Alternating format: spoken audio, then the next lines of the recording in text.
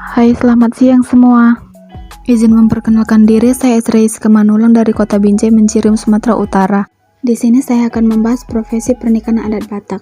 1. Mangaririt. Persiapan pernikahan dalam tahap ini adalah tahap memilih gadis yang akan dijadikan istri yang sesuai dengan kriteria laki-laki atau keluarganya. Biasanya ritual ini dilakukan kalau calon mempelai laki-laki adalah seorang yang sering merantau, sehingga calon laki-laki nggak sempat untuk mencari pasangannya sendiri. Dan yang kedua adalah mengalehon tanda. Mengalehon tanda maknanya memberi tanda apabila laki-laki telah menemukan perempuan sebagai calon istrinya. Kemudian keduanya saling memberikan tanda. Laki-laki biasanya memberikan uang kepada perempuan, sedangkan perempuan menyerahkan kain sarung kepada laki-laki. Setelah itu, maka laki-laki dan perempuan tersebut telah terikat satu sama lain. Laki-laki lalu memberikan hal tersebut kepada orang tuanya. Lalu orang tua laki-laki akan menyuruh perantara atau domu-domu yang telah mengikat janji kepada putrinya. 3. Marhusib. Marhusib dapat diartikan sebagai berbisik. Artinya adalah sebuah pembicaraan yang bersifat rahasia atau disebut juga sebagai perundingan atau antara urusan calon pengantin laki-laki dengan wakil dari calon pengantin perempuan. Biasanya didiskusikan tentang mas kawin yang tidak boleh diketahui secara umum karena dikhawatirkan akan terjadi kegagalan dari acara ini. 4. Martupol. Martupol bagi orang Batak bisa disebut juga sebagai acara pertunangan. Secara harfiah, martupol merupakan acara kedua pengantin di hadapan pengurus jemaat gereja diikat dalam janji untuk melangsungkan pernikahan. Upacara adat ini diikuti orang tua kedua calon pengantin dan keluarga mereka beserta para undangan yang biasanya diadakan di dalam gereja. Karena yang mengadakan acara martupol ini kebanyakan adalah masyarakat Batak Toba yang beragama Kristen. 5. Marhata Sinamot. Marhata Sinamot adalah pembicaraan tentang sinamot dari pihak laki-laki. Hewan yang disembelih, banyak berapa jumlah ulos, jumlah undangan, dan di mana upacara perkawinan akan dilaksanakan. Acara ini disebut juga sebagai acara perkenalan resmi kedua belah pihak dari keluarga. Lalu 6. Martonggo Raja. Tata cara pernikahan adat Batak selanjutnya adalah tahap ini. Martonggo Raja adalah acara untuk mengumpulkan semua anggota keluarga, karena pada adat Batak, acara pernikahan adalah urusan semua keluarga sehingga harus dikumpulkan semua keluarga untuk upacara. 7. Manjalo Pasu-Pasu Parbagason. Pemberkatan pernikahan kedua pengantin dilaksanakan di gereja oleh pendeta.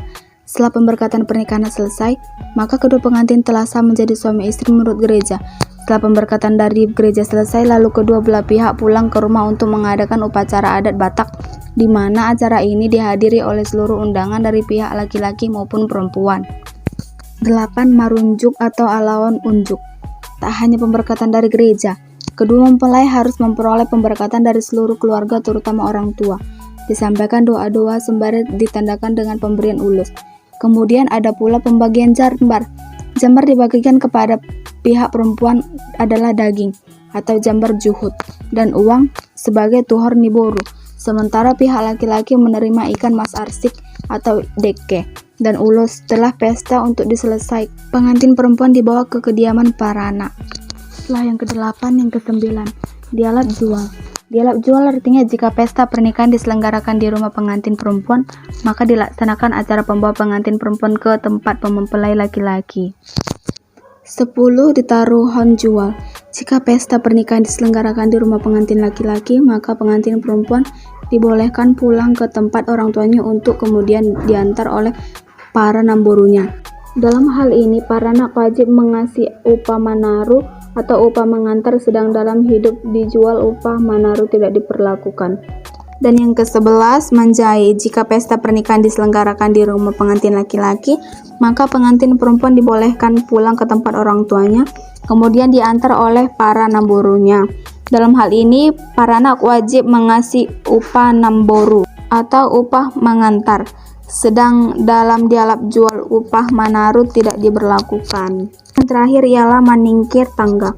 Setelah acara kunjungan ke rumah pihak laki-laki, kemudian dilanjutkan dengan mengunjungi pengantin di rumah laki-laki, yang disebut juga dengan acara maningkir tangga.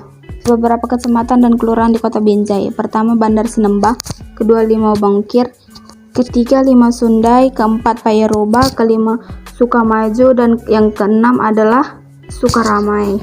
Dan ini letak posisi Kota Binjai. Ada beberapa kecamatan dan kelurahan di Kota Binjai, 5 kecamatan dan 37 kelurahan, dengan luas wilayah mencapai 59,19 km kubik dan jumlah penduduk sekitar 274,697 jiwa. Sekitar tahun 2017 dengan kepadatan penduduk 89 jiwa.